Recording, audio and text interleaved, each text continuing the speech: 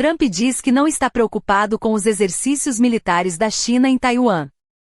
China's been doing naval exercises basically to test encircling Taiwan. Can you explain to us what your knowledge is of that? What do you think about that? Have you had any discussions with China? Well, I have a great relationship with President Xi, and he hasn't told me anything about it. I certainly have seen it, but he hasn't told me anything about it, and I don't believe he's going to be doing it. Does it worry you? No, nothing worries me. But nothing. You said where there's smoke, there's fire, right? So if you're if you're doing naval exercises and air exercises... Well, they've been doing naval exercises for 20 years in that area. Now people take it a little bit differently, but in fact larger than they're doing right now. So we'll see. But they've been doing that for 20, 25 years, yeah. Mr. President, if you don't see Hamas disarm in that short amount of time that you're giving them, can you tell us what the next steps would be? It'll be horrible for them. Horrible. Okay. It's going to be really, really bad for them. And I don't want that to happen. But they made an agreement that they were going to disarm. And you couldn't blame Israel. By the way, we have other countries that will come in and do it.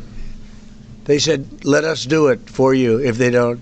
Countries that were with them wanted the deal to be made, agreed that they would disarm, and now if they say they're going to disarm, that's fine. If they say they're not going to disarm, those same countries will go and wipe them out. They don't even need Israel. You know, we have many countries, 59 countries that are in agreement. This is a real peace in the Middle East. And Hamas is a small part of it, but it's still a part of it. But we have 59 countries that signed on, big countries, countries that are outside of the Middle East, as you know the Middle East. They want to go in and wipe out Hamas. They don't want Israel. They don't need Israel. They want to do it because it's the right thing to do, because they were for the deal based on the fact that Hamas pledged, they swore that they were going to disarm. Now, if they're not going to disarm, those same countries will wipe out Hamas. Yeah. President Trump, do you think that the PA should be involved in the day after in Gaza Strip, even in the near future? And the same question to Prime Minister Netanyahu. Do you see a real opportunity that the PA will be in Gaza? Go ahead, Mimi. I think President Trump put clearly the conditions of reform that he wants to see in the PA for them to be involved.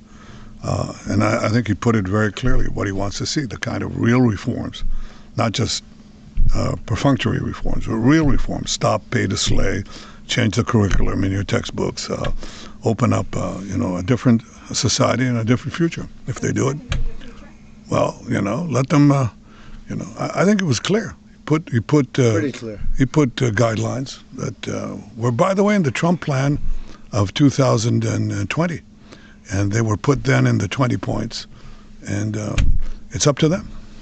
Remember this, if we didn't do what we did to Iran, just to make the subject just slightly different, you wouldn't have peace in the Middle East. You wouldn't have a deal signed in the Middle East. You wouldn't have a deal.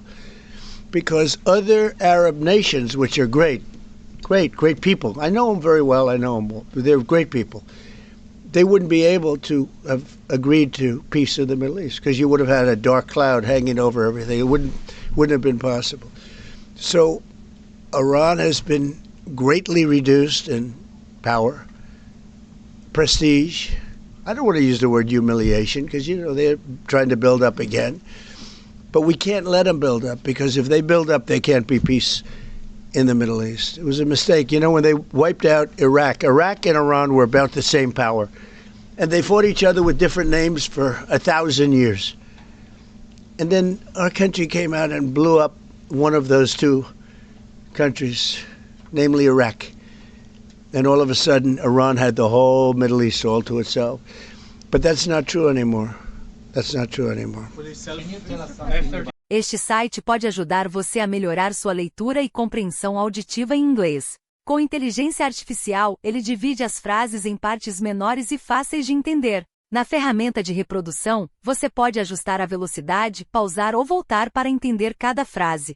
O site oferece tradução para 20 idiomas, facilitando o aprendizado. É só digitar inglês.com no navegador e experimentar.